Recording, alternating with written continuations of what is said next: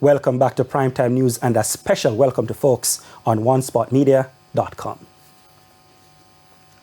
The Prime Minister's legal team has indicated it will be advancing the appeal in the matter involving Dr. Andrew Holness and the Integrity Commission. The case is again the topic of discussion following developments in the last few days. Kerry-Ann Simpson has details.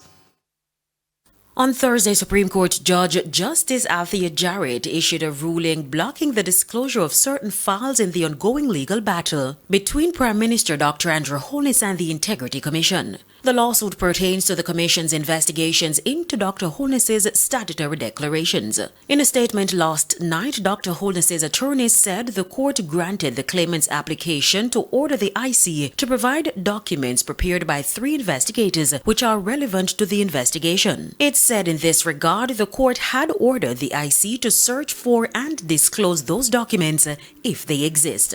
The team said the claimants had sought disclosure of certain documents that had been redacted in the defendant's earlier disclosures, as well as a forensic report and other material not previously disclosed. It added that in response to a previous written request for disclosure and the subsequent application, prior to the ruling, the IC and the other defendants disclosed the majority of documents requested, including the forensic report and some of the previously redacted material in unredacted form. Kerry-Ann Simpson, TVJ News.